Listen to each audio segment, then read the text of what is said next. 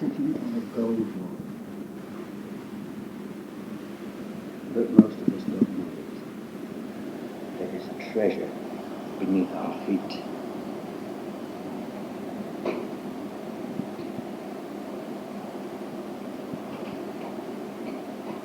Most people are satisfied with merely the form of things and the name.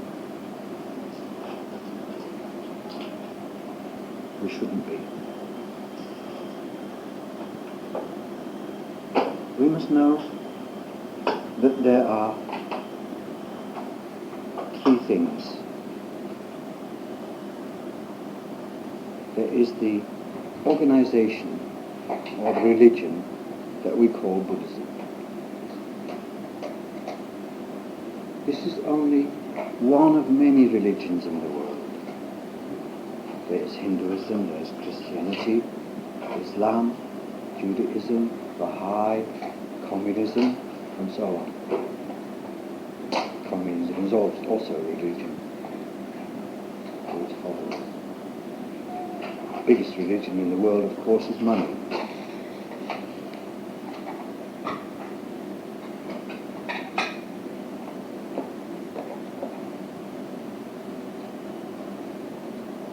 We can say exactly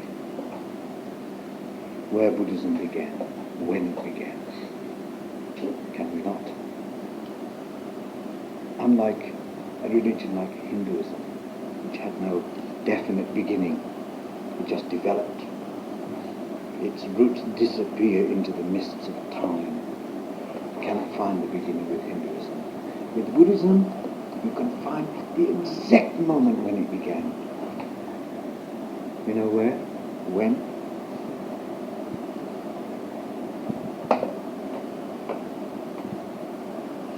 It began with the Buddha's enlightenment.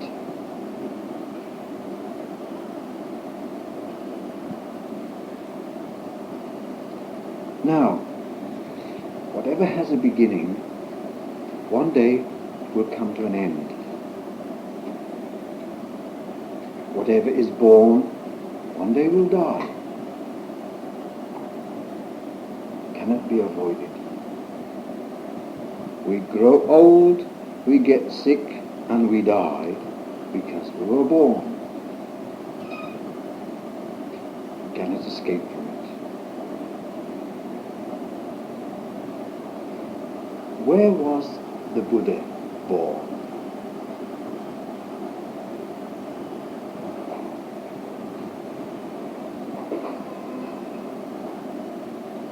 Don't know? Huh? India? Lumbini? Don't know? Under the Bodhi tree.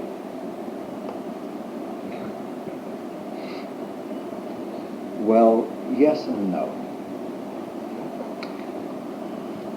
The question is not correct. It's not a question about where was the Buddha born. It's a trick question, because the Buddha was not born. He became the Buddha at the age of 35 under the Bodhi tree. Prince Siddhartha is born. What is born will die. What is not born cannot die. And another word for nirvana is amata. Now in Malay you have the word mati. It means death. It comes from the Sanskrit word mata, death. So amata means not death, deathless. So the Buddha reached the state of deathlessness, the amata satya. So we cannot talk about the Buddha being born or the Buddha dying. No question of it. His body was born, the body died.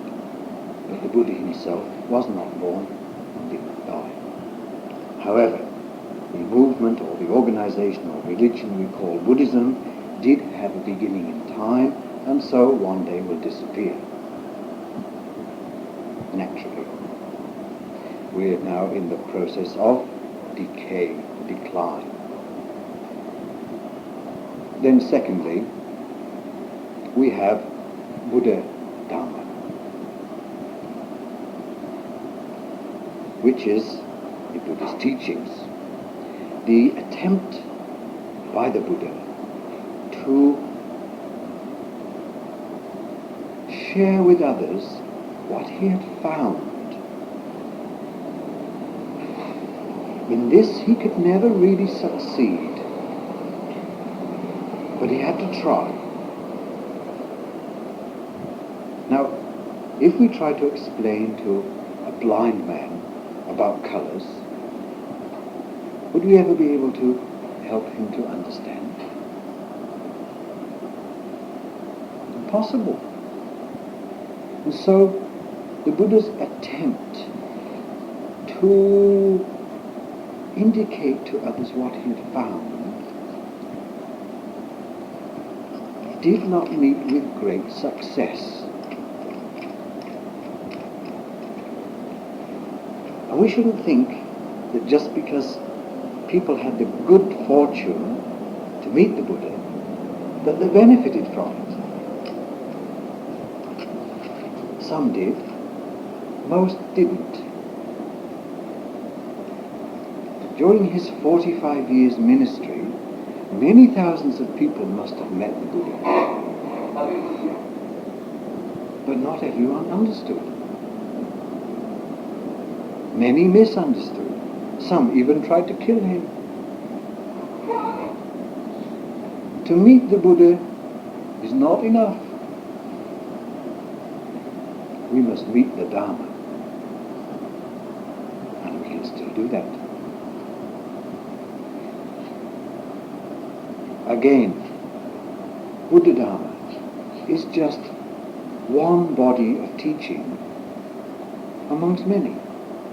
There is Christian Dhamma, there is Muslim Dhamma, there's Hindu Dhamma, so many kinds of Dhamma. Buddha Dhamma is only one Dhamma amongst many. So again, this is not all. Again, Buddha Dhamma had a beginning in time, and so will one day disappear. It began too with the Buddha's enlightenment. What he discovered, however, the third thing, had no beginning and has no end. Dhamma, or truth. He didn't invent it. He just didn't think it up and say, oh, this sounds good, I'll teach this. He discovered it. And he tried to reveal it to others.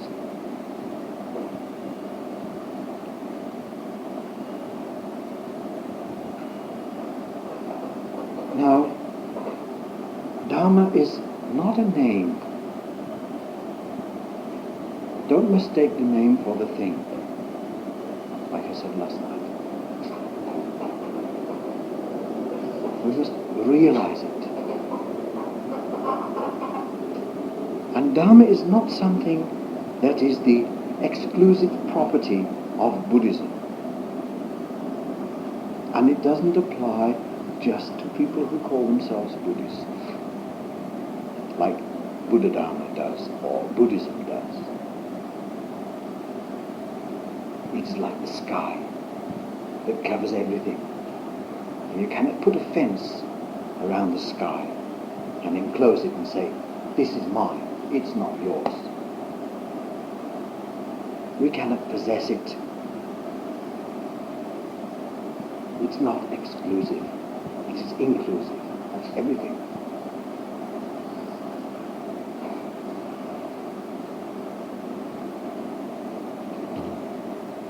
Now, I do not propagate Buddhism. I don't want people to call themselves Buddhists. I want to liberate Buddhists from this limitation. It's not enough to call ourselves Buddhists, just to have this name Buddhist, which divides us from other people.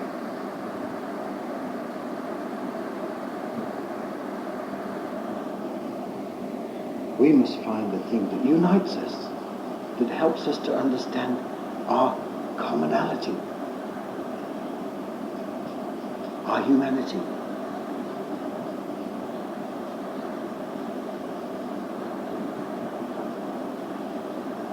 What it means to be human.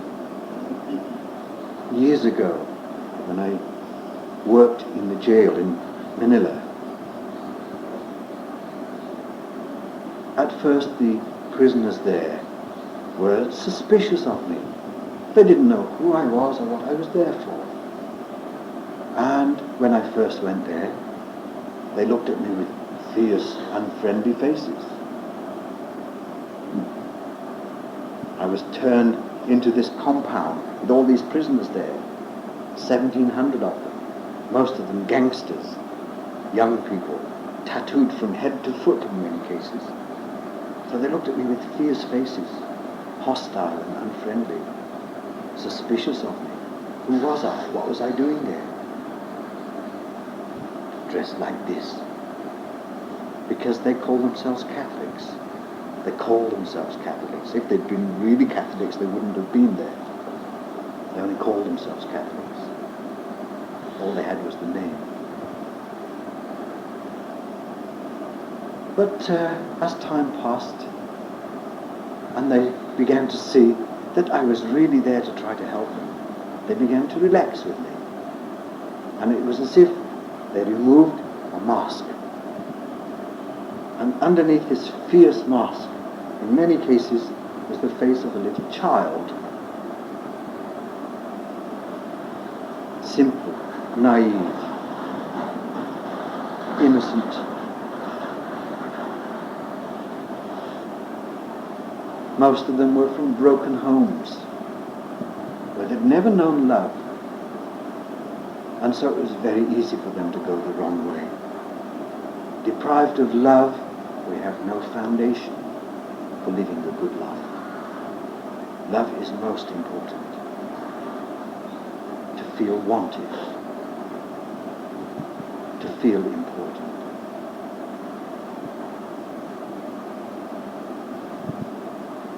And so,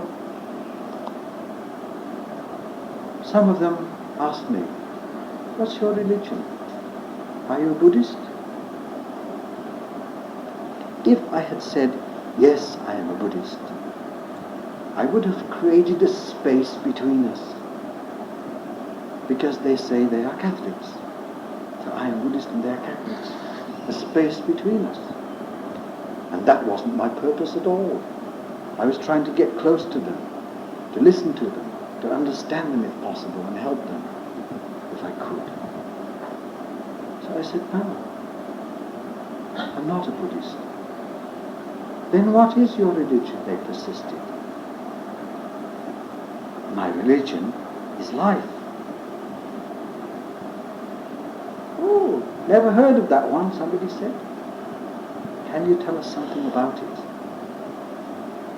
This gave me an opportunity to explain something of Dhamma to them without calling it anything, in a way that they could understand and accept. I said things like, it wasn't really the police who put you here. You put yourselves here. And I remember seeing some of them thinking about this and said, "Yeah, it's true. Betul. If we hadn't done what we did, we wouldn't be here." It was a matter of turning them back to themselves and getting them to accept responsibility for their own lives instead of blaming others and feeling sorry for themselves. I said, "I don't know what you did, and I don't care. I didn't know you before. I only know you now. You can tell me that you didn't do what you were accused of doing. I don't know. I don't care. I only know you now. And I cannot take you out of here. That is not within my capacity. If I try to take you out of here, then I'll be in here with you. But maybe I can take you inside."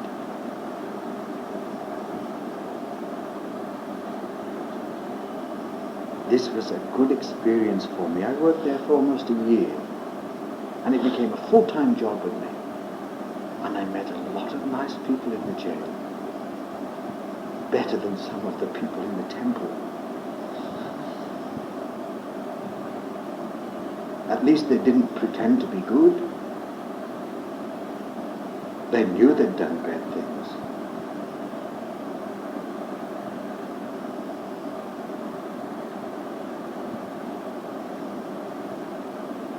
I had a meditation group going there.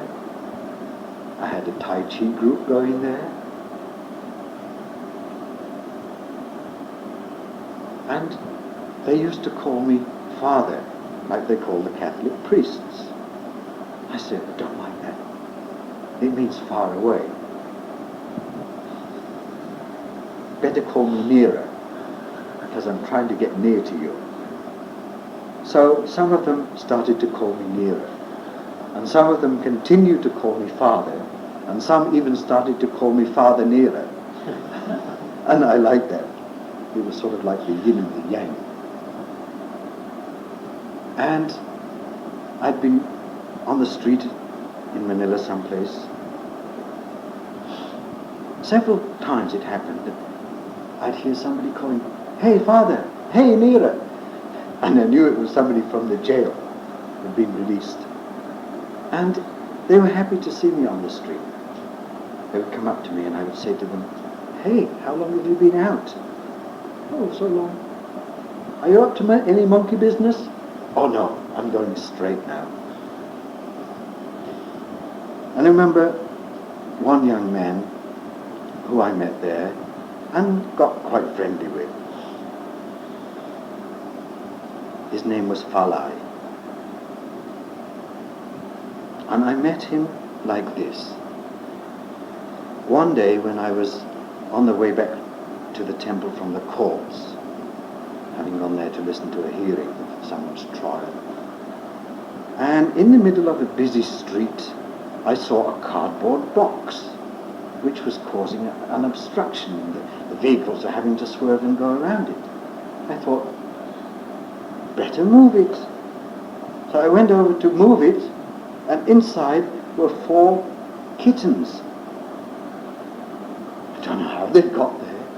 Very lucky to have survived. I suppose all the drivers who were passing by that way, they were afraid of running over it in case they got damage to their car, so they swerved around it when they could have crushed these kittens. So I put the box at the side of the road and went back to the temple for lunch. And I thought, I shouldn't have left them there. I should have brought them with me. But I know they wouldn't like them in the temple. Never mind, I said to myself. On the way to the jail this afternoon, I'll pass by that way and see if that box is still there. And I did, and it was. So I took the kittens to the jail with me and gave them to some of the prisoners. And they were very happy to have an object of affection. They took care of them. I don't think they lived very long, but nevertheless, it was good for them to have something to love. And one I gave to this person named Falai. And he loved this kitten so much. One day I went and he was very sad. He said, "Last night when I was asleep, I rolled on my kitten and squashed it." So I got close to this person. And then, after some time, he was released. And I didn't see him for a long time or hear anything about him. Every time I went to the jail, I would ask his friends, "Has Falai been to see you?" "No," they said. "Don't know where he is." Then one day when I went, somebody said to me, "Hey, Falai is back." I said, "Visiting?" "No, he's been arrested again." "Ah," I said, "you tell him don't see me again, the silly fellow." And for a few days he avoided me. Whenever I caught his eye, he would lower his head in shame. Until one day I was sitting down and he came and sat beside me. And I looked at him. What happened he said, when I was released, I really did want to go straight. But my old friends kept coming around and said, come on lah, go out, makan angin lah. Just have some fun, not do anything wrong. Finally, I went with them. And they took me to break into a house with them. But very funny, this house, he didn't say this, but it's what I learned later, belonged to an Indian. And in Philippines there are not many Indians. It's rather strange that he should break into the house of an Indian. He said, when we got inside this house, before we could steal anything, I saw a statue of the Buddha sitting in this position.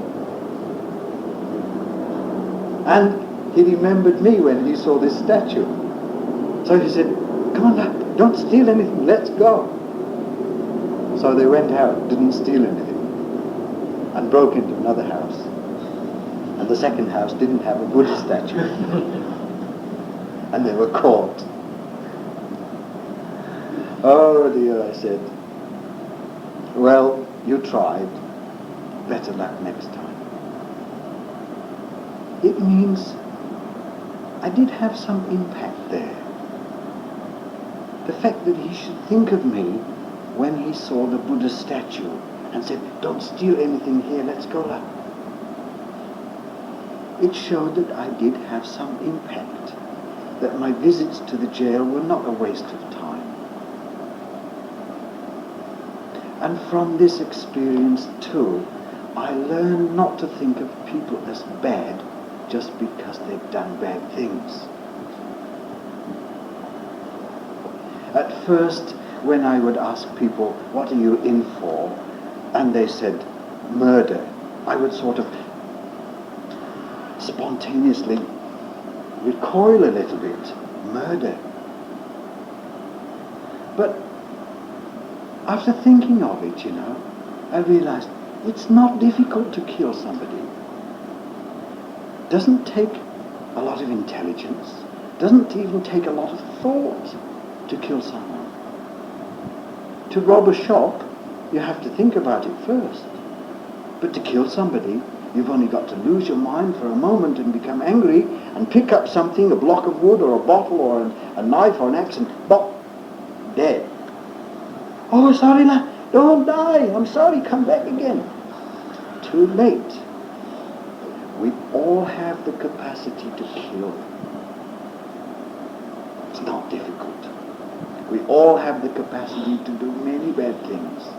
Just because we do not kill and steal and do bad things doesn't mean to say that we cannot. We're all capable of this. But we restrain ourselves, and this is the meaning of morality. Restraining ourselves from things that we can do. Doesn't mean to say we can't do them. If we can't do bad things, then there's no meaning to morality. It is because we can do these things but don't do them that morality has a meaning. So this was a good experience for me. And I'm sure that if I go back there, people will remember me so many years later.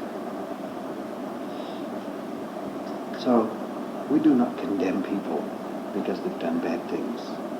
We understand. And it may be possible to help them if we understand. If we condemn them, we won't be able to help them.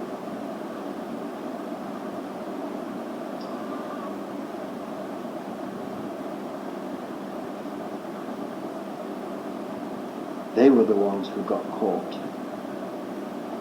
The biggest criminals don't get caught. They have high positions and power and respect. They don't end up in jail. Not in this life, perhaps.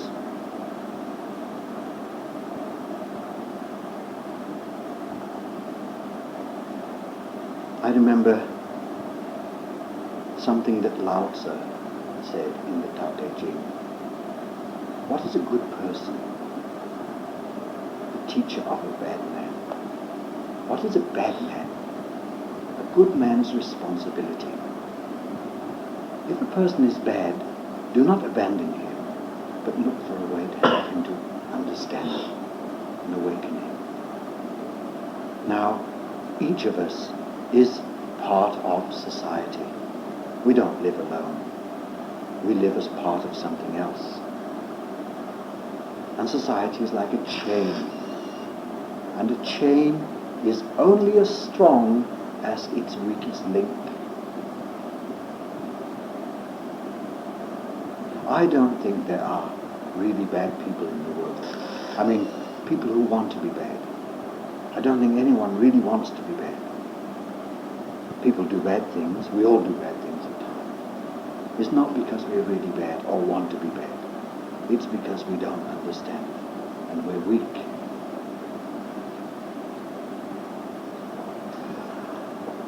We all know what is right and wrong. Everybody does. But we don't always follow what is right. It's easier to do what is wrong than to do what is right.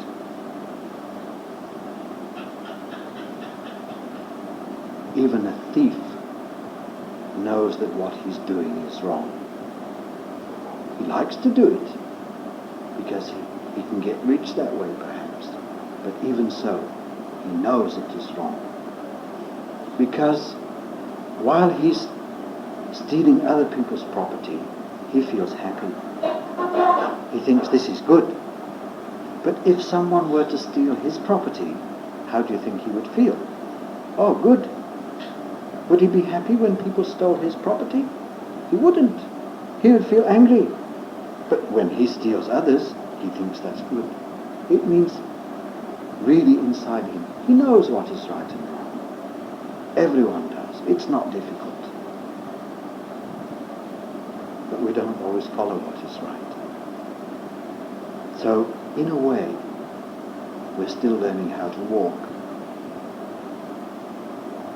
Not with our feet, but with our minds and our hearts. We're still stumbling along, learning how to walk. One day we will succeed without falling down. Right now we fall down quite often. We make mistakes, we do wrong, we do bad. And when we do, if we have any conscience, we don't feel good about ourselves. Oh, after all this time, trying to follow Dhamma, still I do something stupid. Sometimes we hate ourselves. It's difficult to get up and go on again, but we do. And perhaps we learn something from our mistakes. And if we do, then even our mistakes, even our bad deeds are good.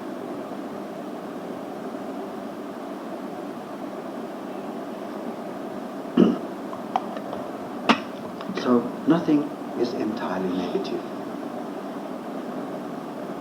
Nothing is entirely black or bad. You know, my favorite symbol is the yin and yang.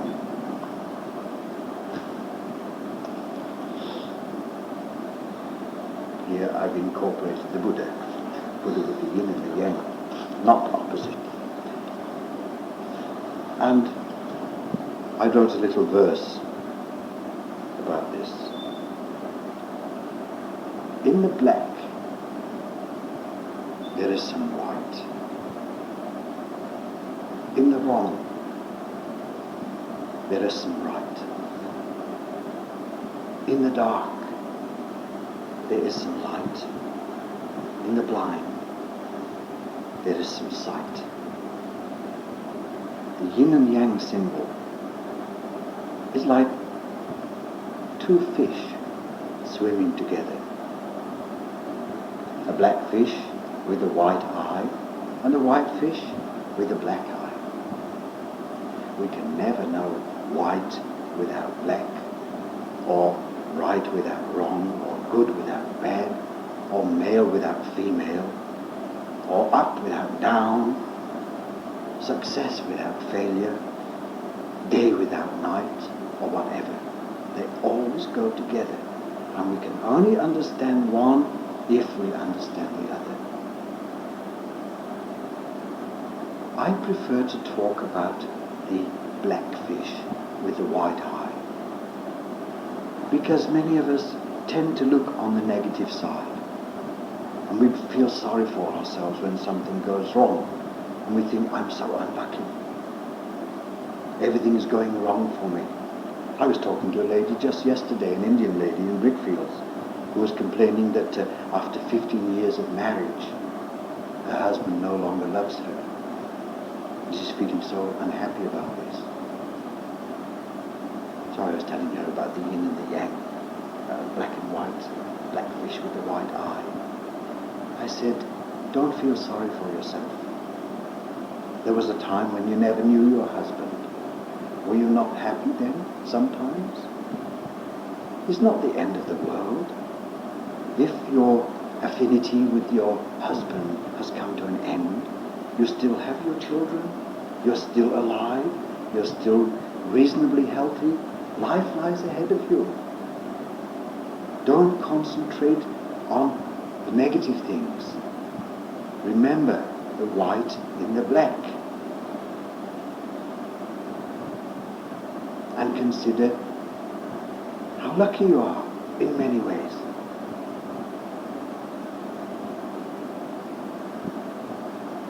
It should be part of our daily meditation, actually, to think about how lucky we are. I spoke about this last night.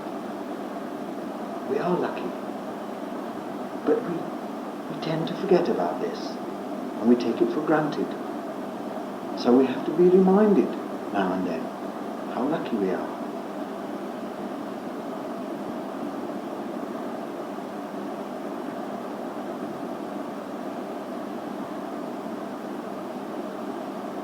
And I told her, there's always a choice. We always have choices. There's not just one way of looking at things. There are many ways. But we don't understand this, and so we think there is no choice. There's always a choice.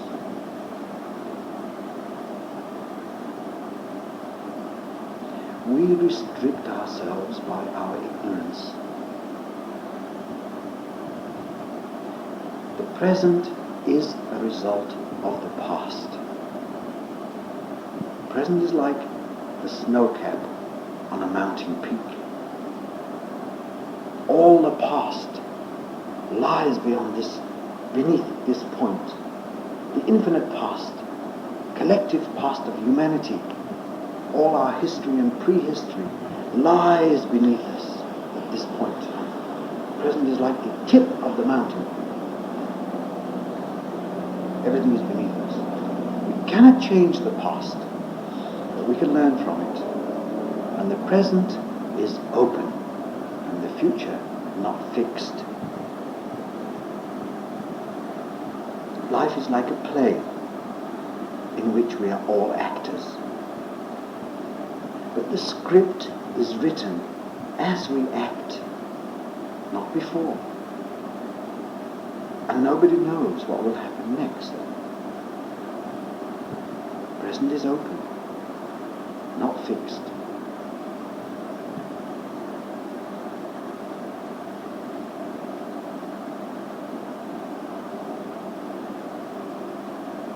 Because we left our shoes outside the door there, the probability is that we shall go out the way we came in. But we shouldn't think that just because we left our shoes there, that we have no choice about the way we will go out. If we want to, we can choose to go out any number of ways, not just that door. There's always choice.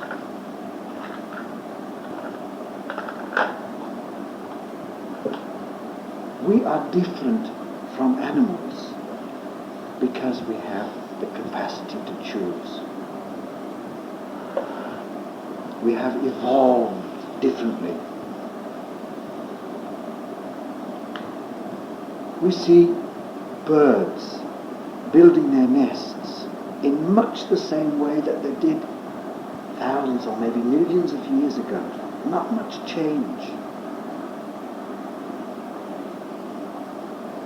We have changed from living in caves and trees to houses like this and high-rise buildings, even underground. So many ways we have changed. We've gone away from nature long ago.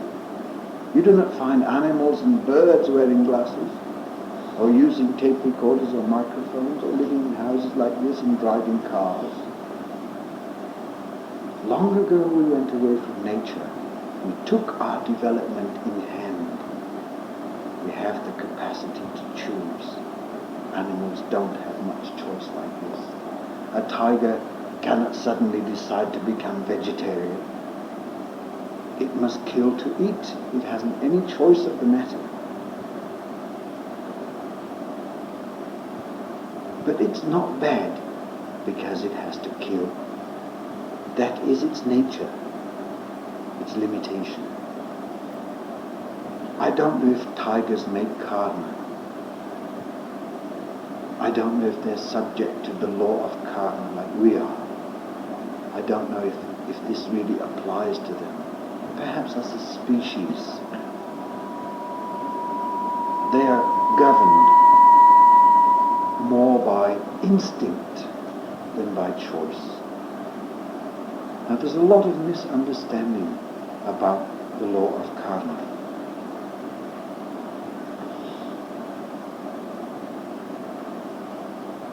The law of karma does not apply to everything. It applies only to beings with the capacity to choose, to decide to do this or to do that.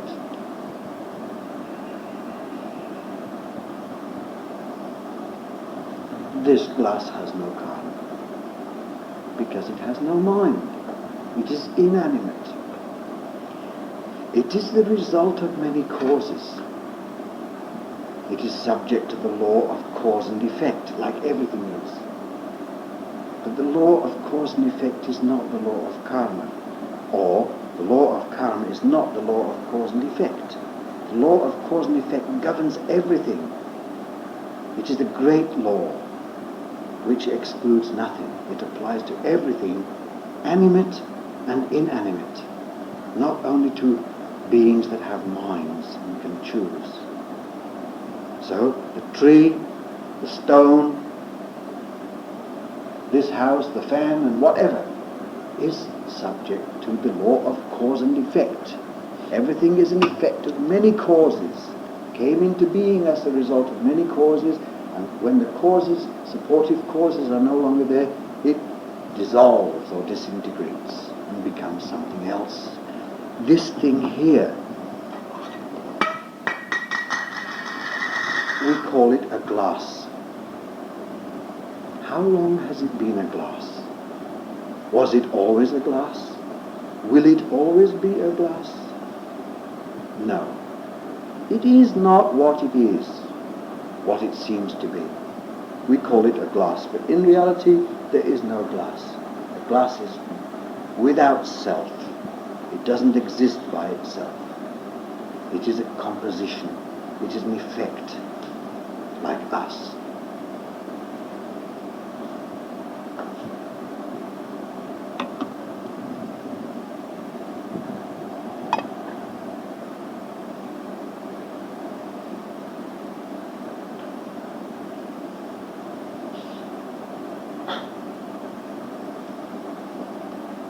May I use one of these oranges to illustrate a point from. Where did this orange come from? Don't say the shop.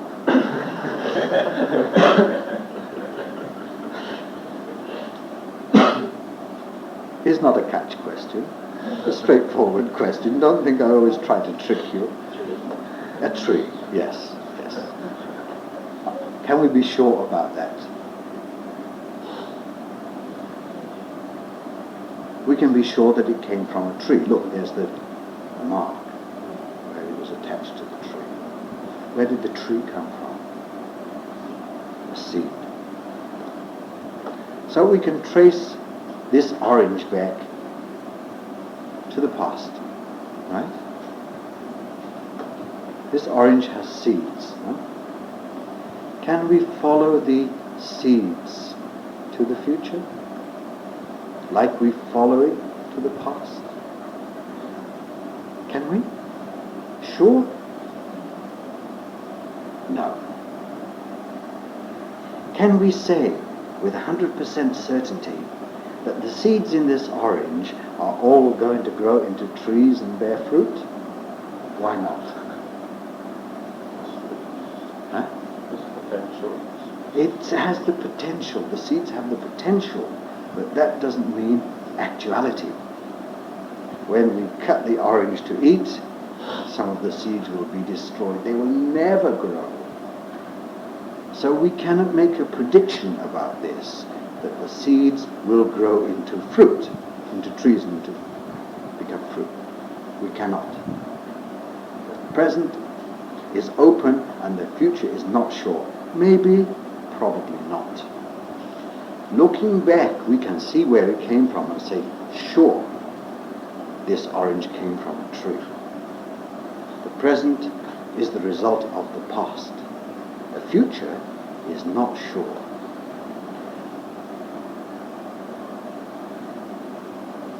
We create new karma all the time of various kinds.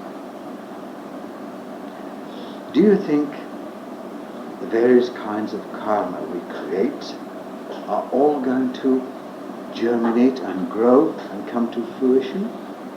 Are all our actions going to come back to us?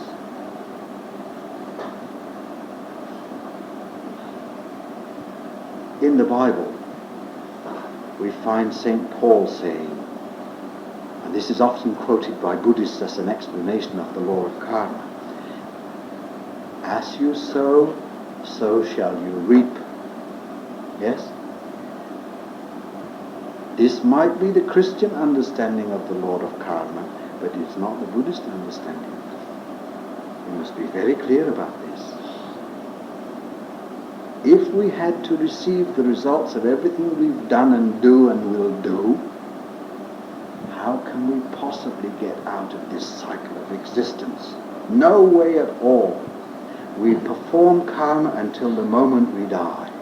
If it must all come back to us, we're going to go on forever and ever and ever. No possibility of freedom.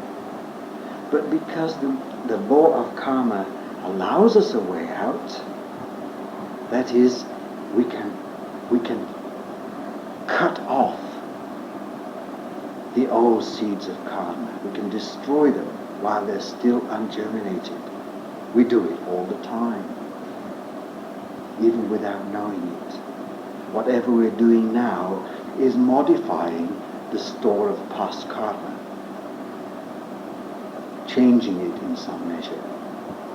Some old seeds we destroy, some we weaken, some we neutralize, some we strengthen. Not all the things we do will come back to us. Don't think like this. If you think like this, if you understand like this, you will weaken yourself. It's very important to understand that we can find a way out. From this understanding we get strength and encouragement. Now you remember the story of Angulimala. It's said that he killed 999 people. I don't know if it was a lot of people, let's say. He was about to kill his own mother, wanting to get her finger to add to his garland here, when the Buddha appeared. And he knew that Angulimala was not really a bad person. He was only misdirected. He had, in fact, a great store of wisdom untapped. The Buddha was able to lead him to enlightenment. using a skillful means. And eventually Angulimala was stoned to death. But he died just one time, not 999 times.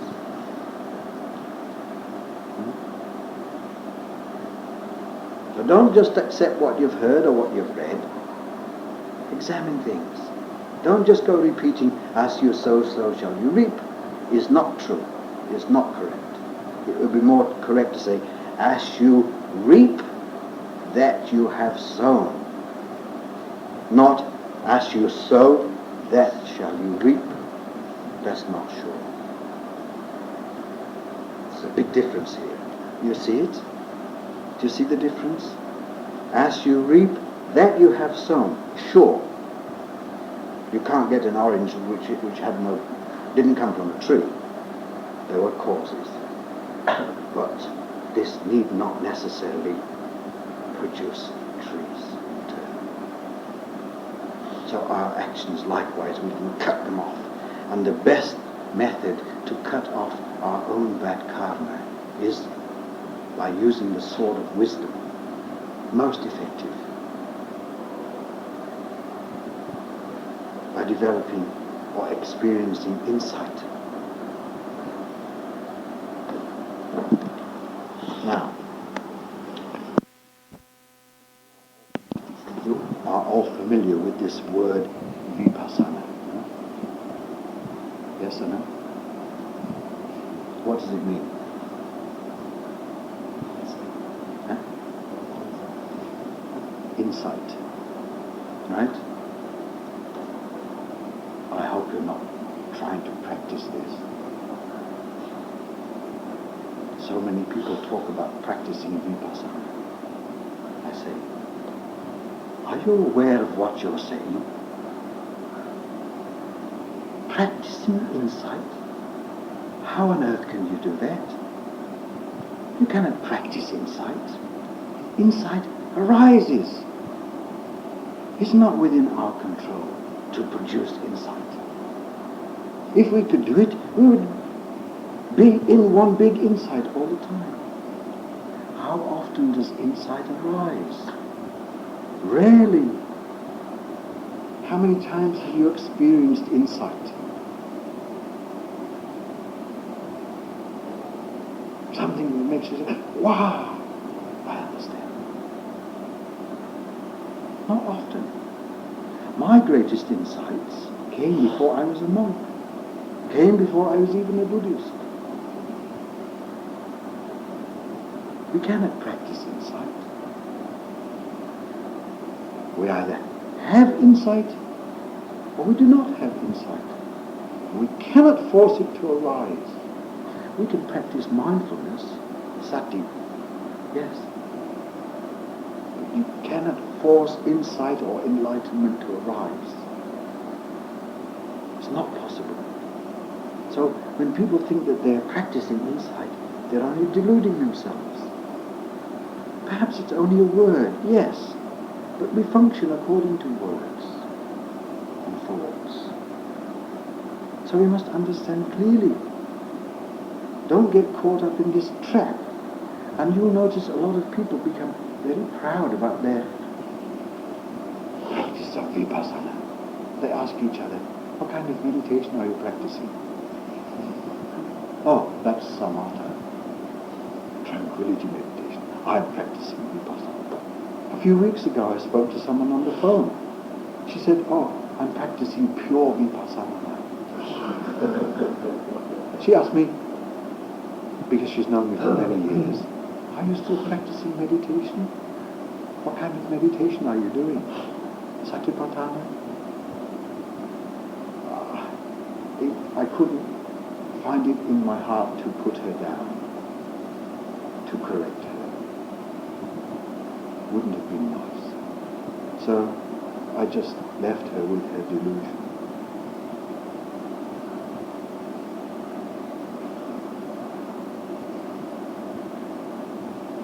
We are all enlightened to some degree. If we were not, enlightened to some degree, we would not be here like this.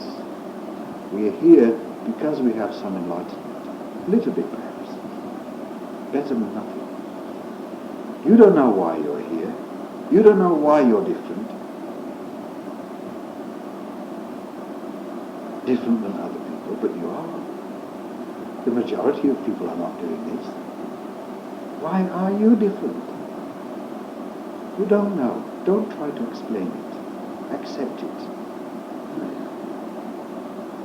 Prince Siddhartha did not know what was going on in his life. Why he was discontented.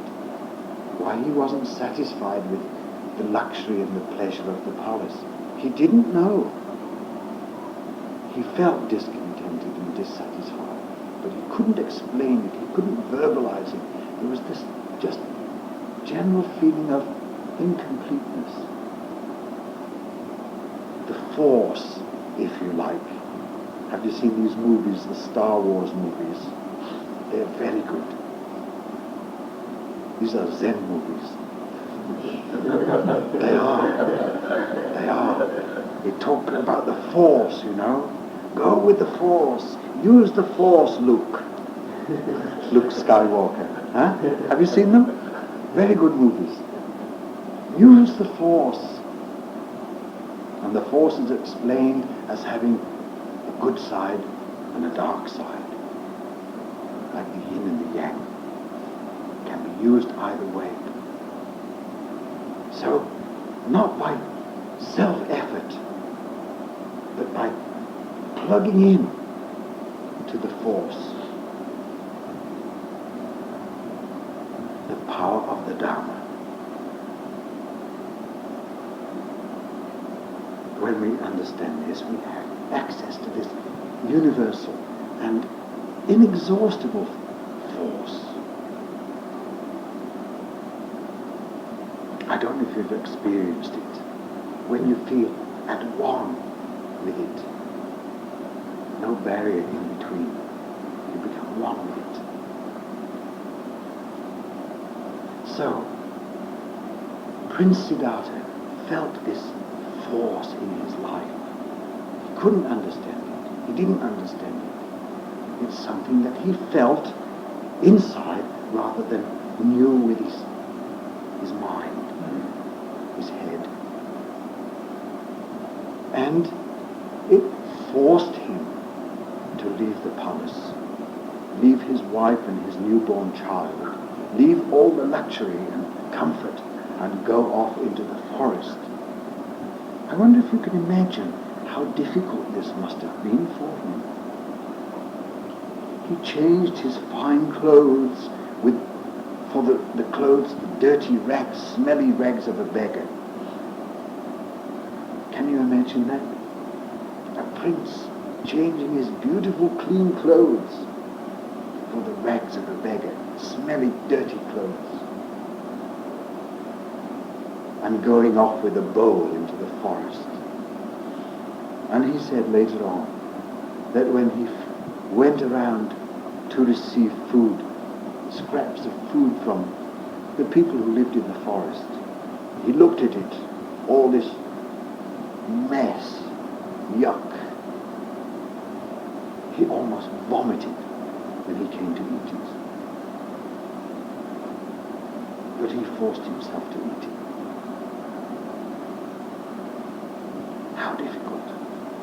A prince who had never known anything but luxury should go off and do this. Why? Did he know why he was doing it? I don't think so. He felt that this was the thing he had to do.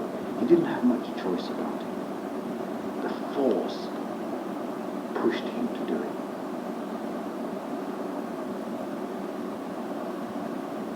The force is there in all of us. That is why we're here. We can't explain it. Shouldn't perhaps even try to explain it. Just go with it. Listen to your heart more than to your head. Don't worry about other people's opinions. Most people don't know where they are, where they're going. Don't think that the majority of people know where they're going. They're lost. They don't know. You are different. Why? You don't know. And sometimes it's very difficult to be different. It is. Sometimes we like to be like other people, myself included. I've been different all my life, as far back as I can remember. It's not been easy. And sometimes I wish that I'd not been different. Sometimes I wish I'd never gotten into this. Why me? Why am I not like these other people? But at other times, I know better. There is a price to pay. It doesn't come free. This path is difficult.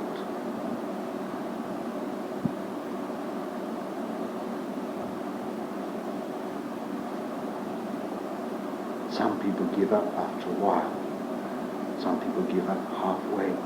Some people give up almost at the end.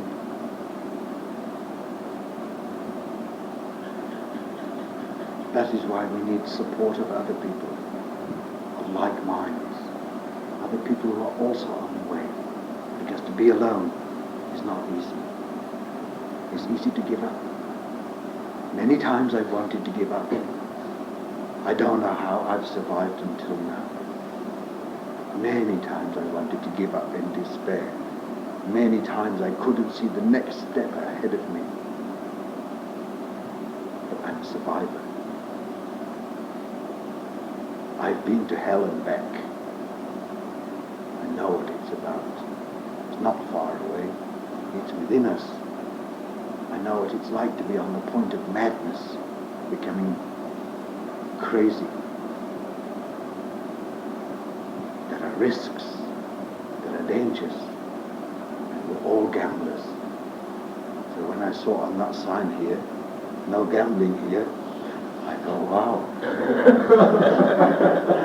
Is this not what we're doing, a gamble? You don't have to go to Genting Highlands to the casino to be a gambler. We're all gamblers.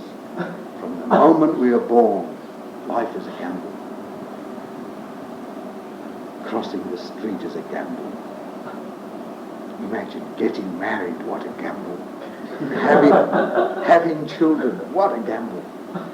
Life from beginning to end is a gamble. And if you are afraid of the risks, you're going to become petrified like a statue. You're never going to make a move. There's a price to pay for everything. We expect to get enlightenment free? No way. You must pay for it. And you know, I think the story of Bodhidharma, how he went from India to China to spread Dhamma there. And he went to live in a cave in the mountains alone for say for 9 years. He sat there facing the wall of the cave. And many curious people would have visited him. They heard of this saint in the mountains. Let's go and see him. Perhaps we can get blessings from him. Or just go and see a strange person there. And he ignored them, didn't pay any attention to them, just sat there facing the wall. Finally they get fed up and go away. They think, oh, he's crazy. One day, in the middle of winter, a man came.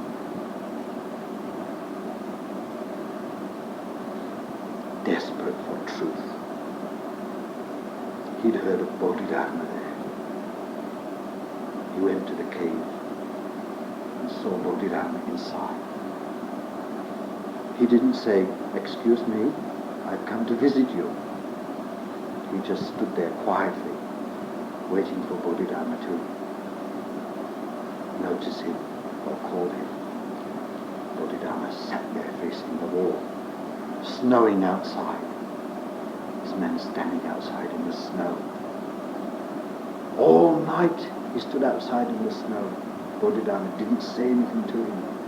In the morning he was covered in snow. Day broke, up to his knees in snow. Still Bodhidharma was sitting there. So took out his sword.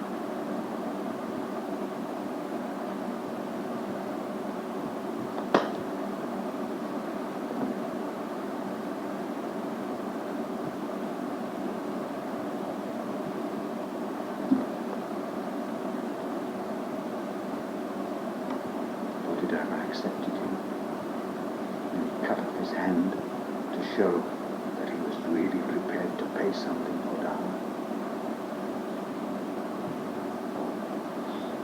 It's not cheap. He must face many dangers.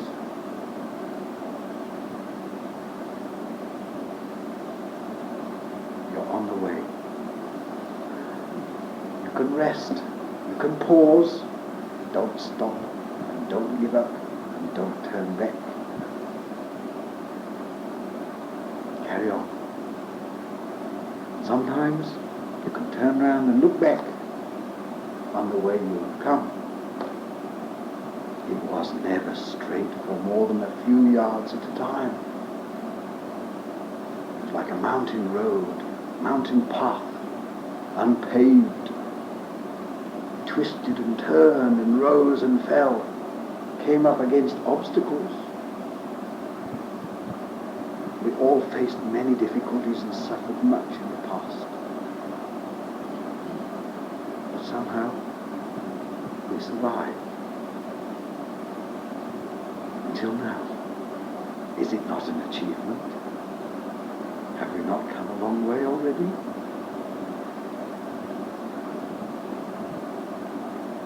Looking back and thinking about all the difficulties we've faced and somehow overcome gives us strength in the present to go on and face and deal with the difficulties of the future, because there are many more ahead. We've got a long way to go, but we've come a long way.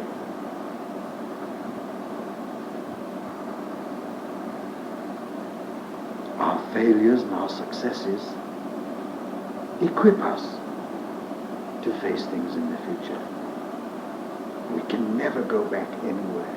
Like I was telling these refugees the other day, most of them must go back to Vietnam, you see. There's no hope of them getting resettled in another country now.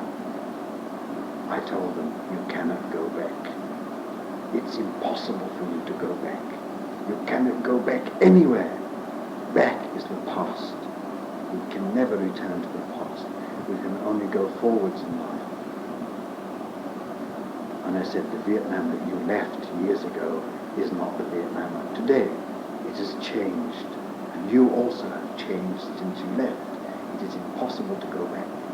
You can only go forwards to Vietnam. But you can go back in different ways, or go forwards in different ways. You can go with a mind full of fear, like when you left. Or you can go back with a mind full of understanding about the law of change. Don't be a victim. With understanding, we become masters. And we can change the world in a positive way.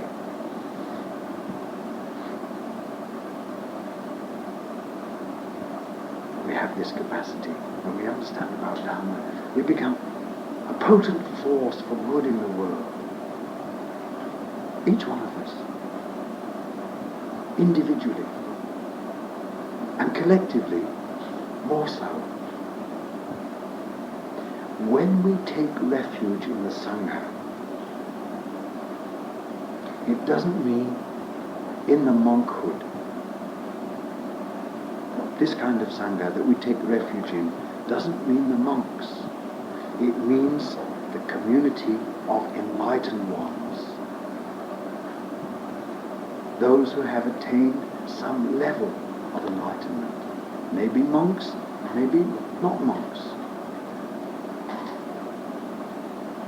shaving your head and putting on a yellow robe really has got very little to do with enlightenment. You don't become enlightened just by shaving your head and putting on a robe. It's not so easy. Enlightenment is not restricted to bald-headed people. So the Sangha that we take refuge in is the community of enlightened ones. And when we do this, when we take refuge, we are making a connection with that community. We determine to become part of that community ourselves. We turn our faces towards enlightenment. We will become part of the enlightened Sangha. So we join ourselves invisibly with this Sangha. We don't know who they are. They don't go around with a sign on them saying, I'm enlightened. And anyone who claims to be enlightened, be careful of such people.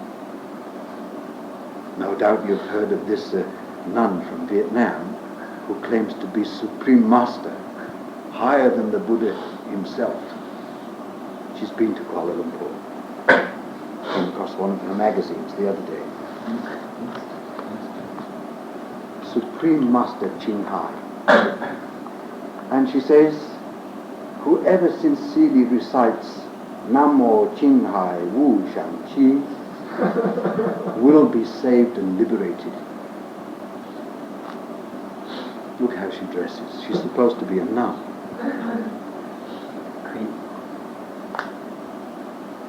And many people follow her. It's amazing. Perhaps she has some psychic power of some kind, but I don't think it's enlightenment.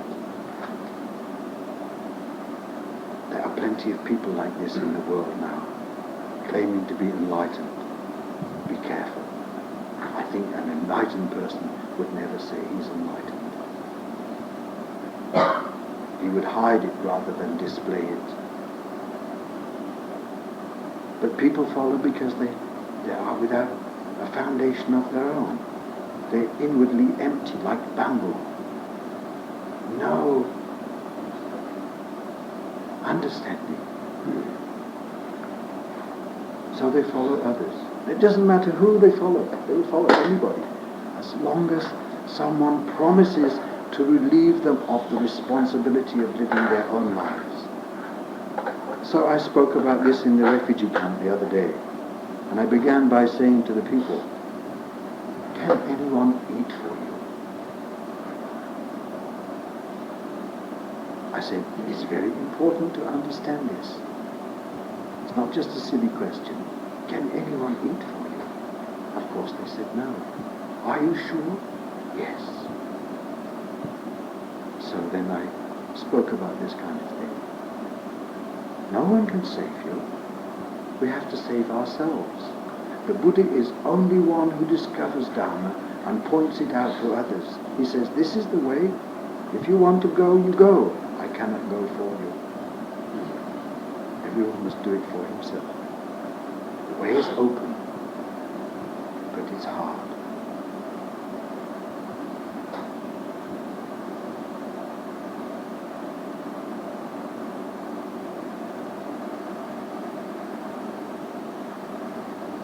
However, well, there is a choice about living and dying. And some people choose death and commit suicide. I can understand it also. I don't recommend it. Life provides us with an opportunity to learn and to understand, even if it's very difficult. I told these refugees also, you must be able to laugh at your problems and your difficulties. And I had them laughing. Their life there is quite pitiful. But I told them, you shouldn't think that everyone outside of this camp is free.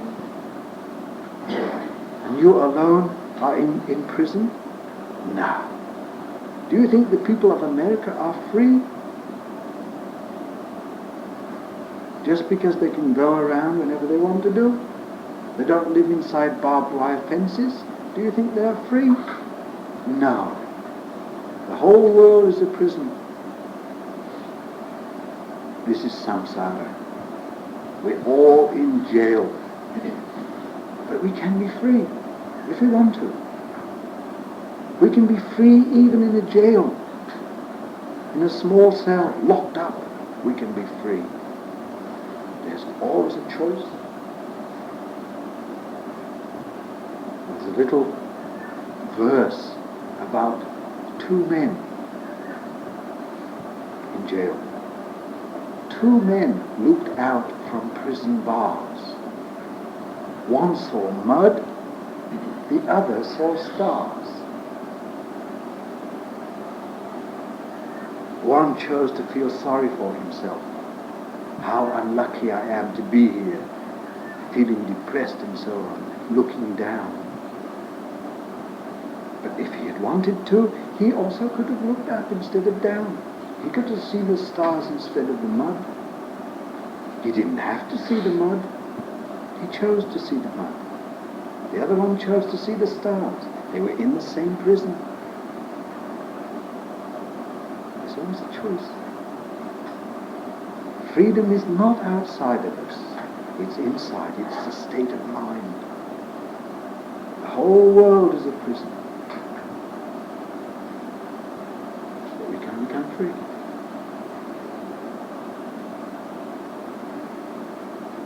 So I said, we must be able to laugh at our problems, laugh at our suffering.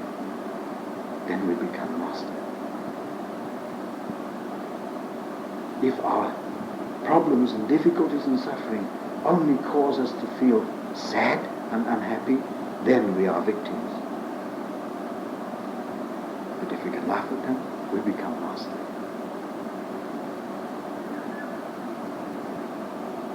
One of Shakespeare's characters said, "O death, where is thy sting?"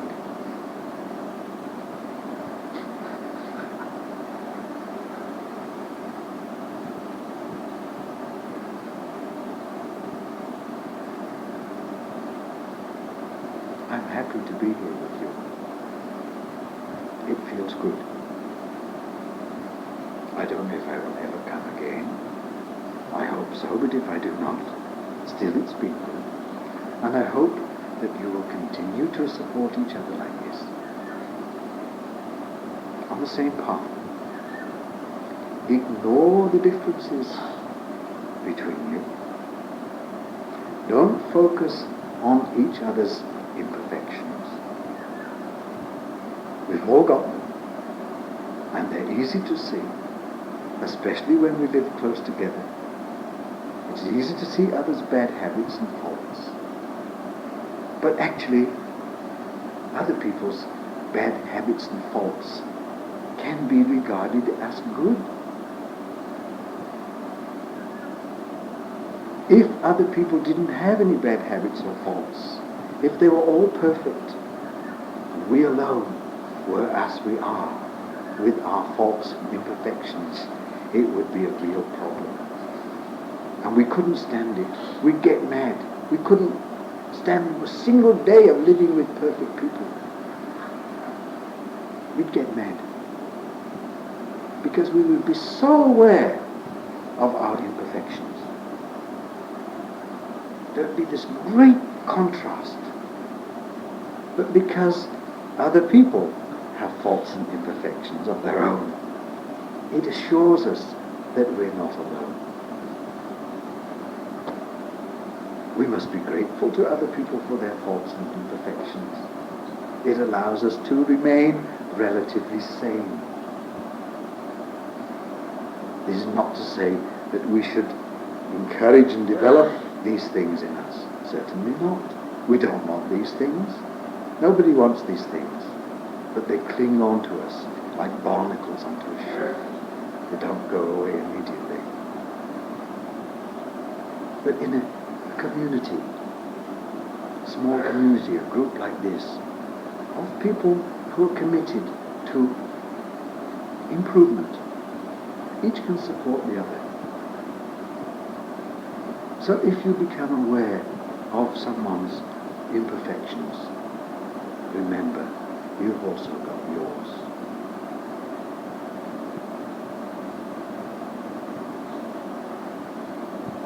So, bad becomes good.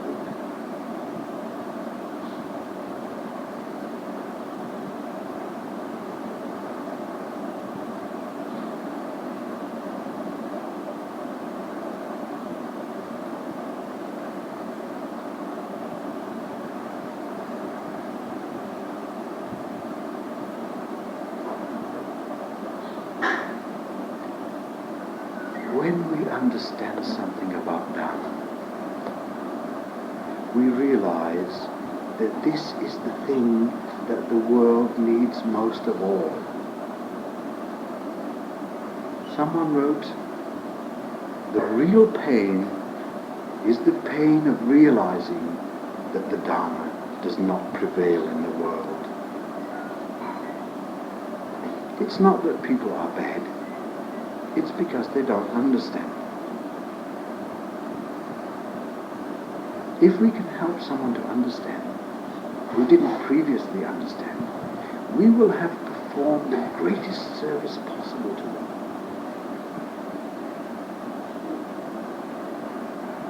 It is within our capacity to share this with someone else, if and when they are ready. We must not go around catching hold of people and shaking them and say, hey, let me tell you about what I found. We will never go from house to house like some other people, knocking on people's doors saying, you must listen to me, I've got some good news for you. We'll never do like that. We respect other people's privacy and rights. But there are opportunities in everyone's life to share something with others. We just must be aware of the opportunities and use skillful means to inject something into someone's lives, perhaps without them knowing it. In a way we can trick people into understanding, but we must be sure of our reasons for doing so. Not to cheat people into understanding for self-gain, but for their benefit. It's possible. There are many ways of doing it. It means we have to be aware of the opportunities and the possibilities and care. This thing that we have found is not just for ourselves, it is for the world. It must be shared, not kept for ourselves.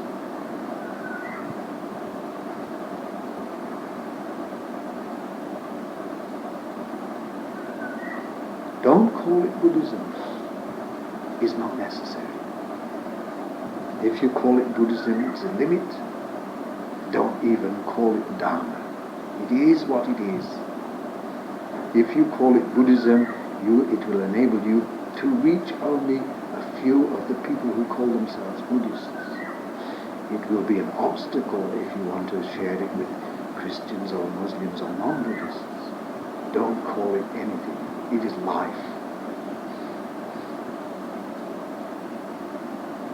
I think sometime I will go to some country where Buddhism is unknown, without wearing robes.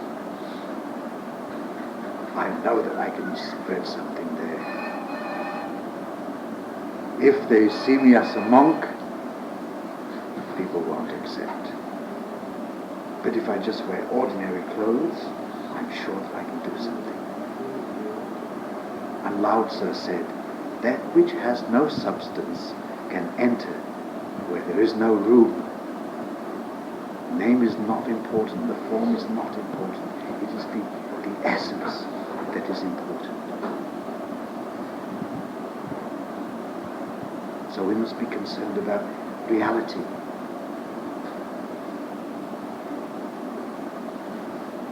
Not appearance.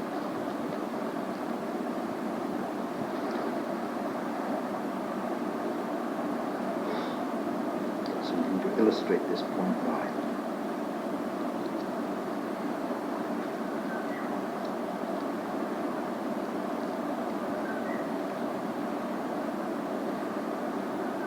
What do you see?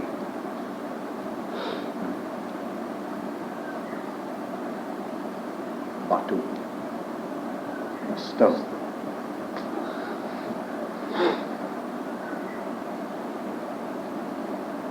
Beautiful or not? Not really.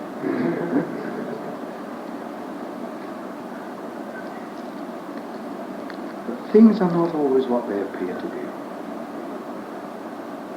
I brought this stone from India. I brought a lot of them with me.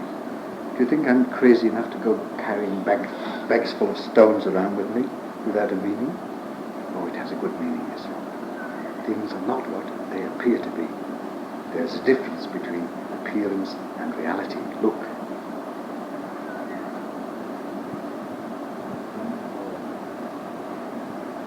Outside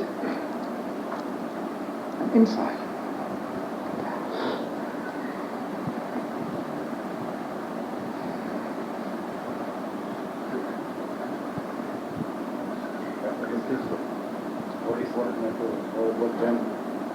Crystal, quartz crystal. Do you sell this? Yes.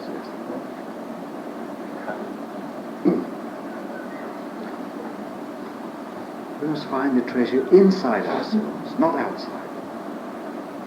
We have two parts of our lives to take care of. The physical side and the spiritual side, mental side, spiritual side.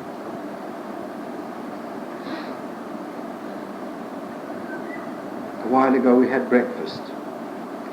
Food for the physical. This is food for the spiritual. We need both. If we just have one and neglect the other, there's an imbalance. Happiness is something that everyone seeks. It is a non-material quality. Spiritual quality, not a physical quality. Contentment, joy, understanding. These are all non-material qualities. But people insist upon living their lives on the material level, thinking that because they have a physical body which they can see and feel and touch, that they are physical beings. It's a mistake. We are not physical beings. We are much more psychic than physical.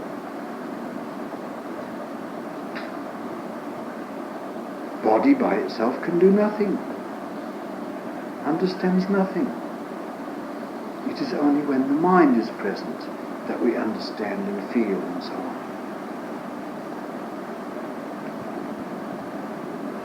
So the reality is invisible. The essence is invisible. It is something spiritual, not physical. Take care of the physical.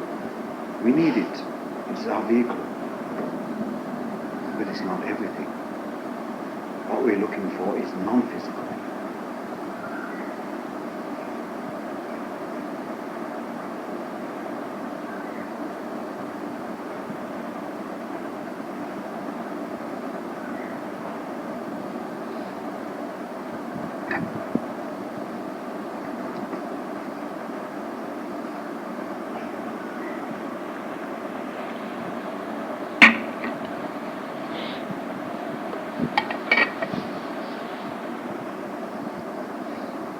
Does anyone have any questions?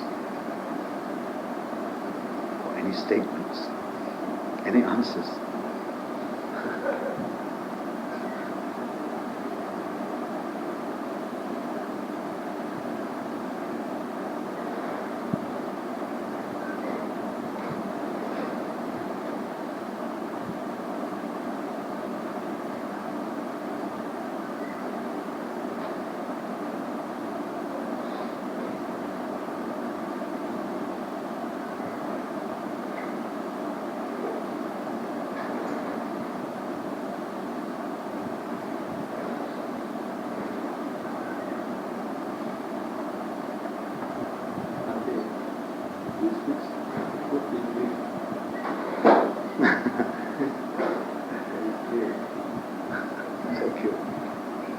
I guess I've had to do.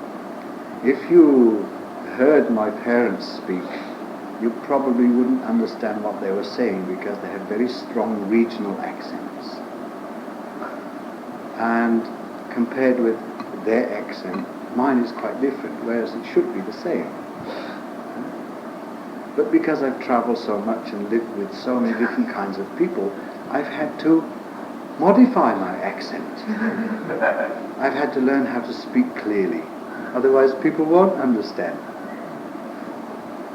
And some years ago in the refugee camp, one day some Americans came to visit the temple, and seeing me there, they probably thought that I was a refugee too.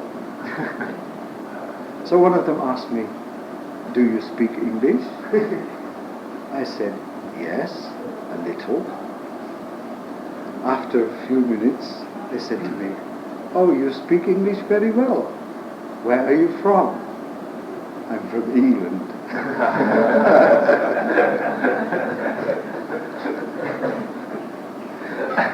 They didn't expect to find an Englishman in a refugee camp as a monk. But again, we shouldn't take things at face value. We can't judge a book by looking at the cover or the stone by seeing just the outside.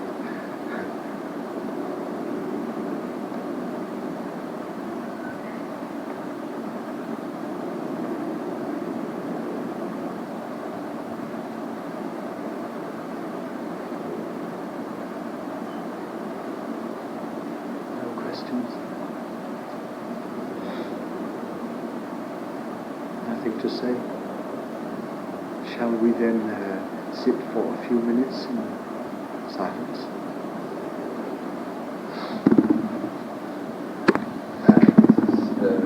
I would like to take your attention to one point that the Reverend said just now.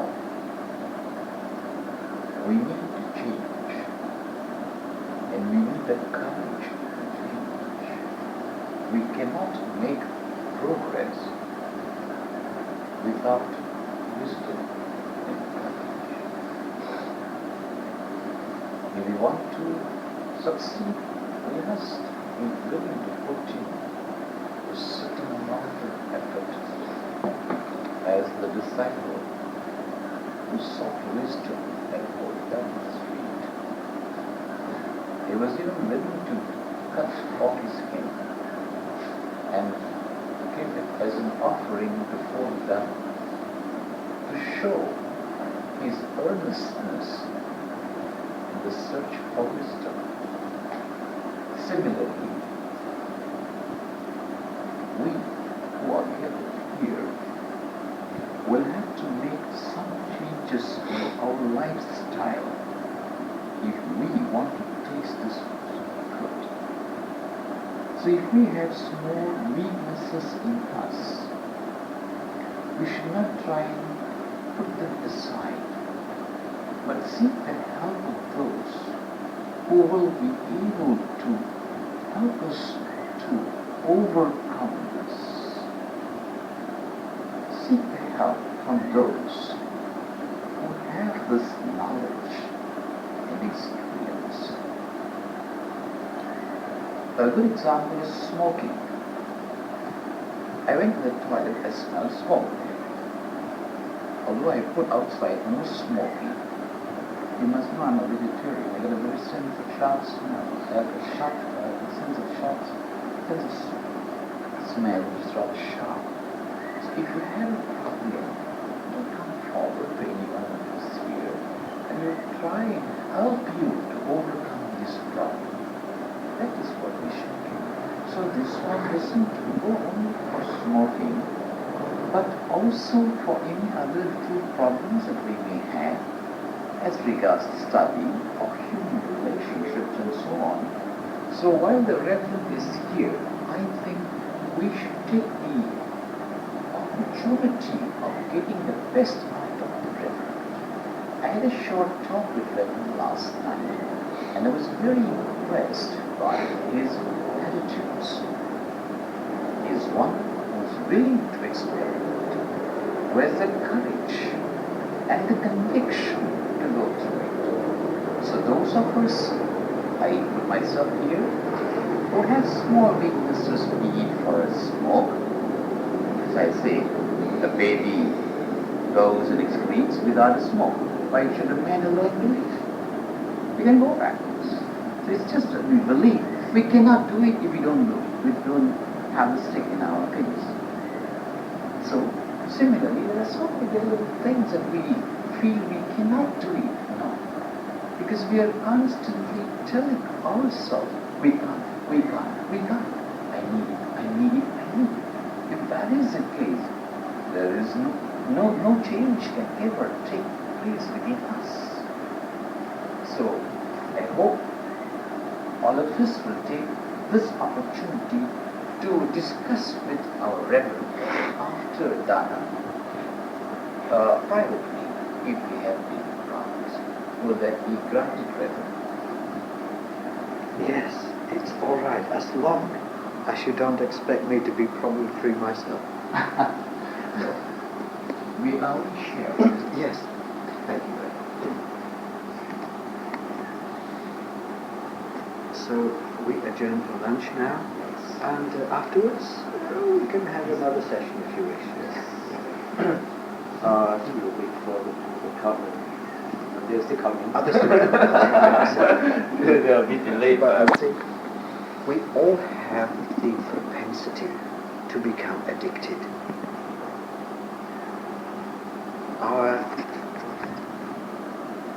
We all have habits of different kinds. In fact, we function most of our lives by habit. It's not really surprising that people become addicted to drugs and things like that. We're all addicted, attached to one thing or another. I mean, many people have a certain time when they go to the toilet. First thing in the morning for many people, myself included. If they do not go at the regular time, the rest of the day is disturbed. They don't feel good.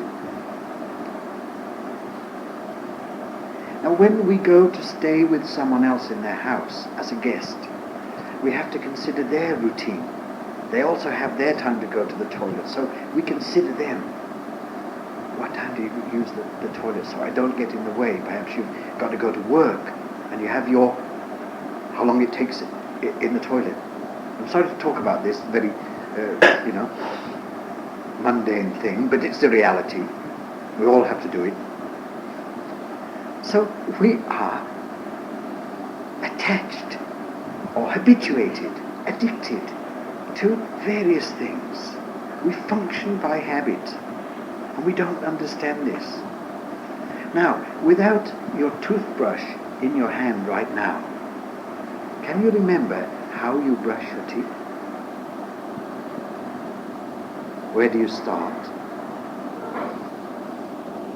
I'm pretty sure that, like me, you do it in the same way every day. It's a habit. We don't change the way we brush our teeth.